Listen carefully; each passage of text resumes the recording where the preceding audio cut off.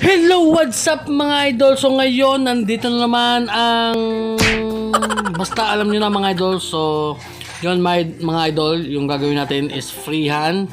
So add-on tayo ng Polynesian. So shout out nga pala ni Idol JR, Boss JR. So yun, so yung unang gawa natin yung yung Polynesian niya. Tapos gagawin natin ng sa bandang tricep. So yan, siyempre nag-freehand na tayo dyan mga idol.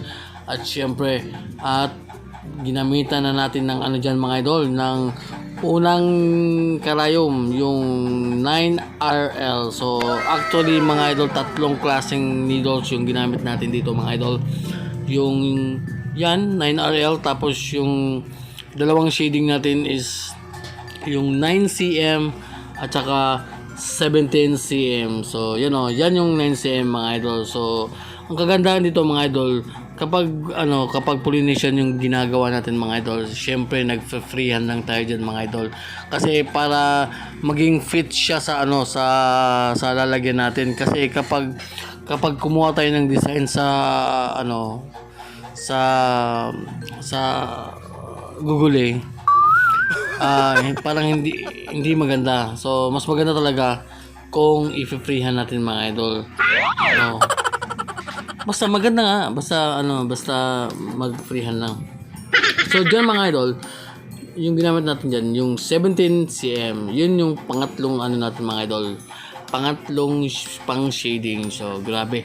Alam nyo ba mga idol na napakasakit diyan na part mga idol, sa may ilalim, sa yung bandang ilalim nga, 'di ba? Yo, diyan na part mga idol, sobrang sakit talaga niyan. Talagang basta yun na nga.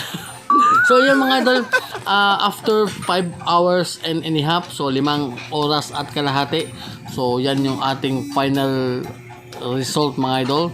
Grabe, ang lupit ni Idol JR. So freehand lang yan mga idol So sariling lang natin yan, sariling likha. At siyempre, grabe, napakaganda na mga idol. So sabi niya dadagdagan pa niya sa next session. So yun, maraming salamat. At siyempre, salamat sa ating client na si Boss JR. At Viva Pete Senior.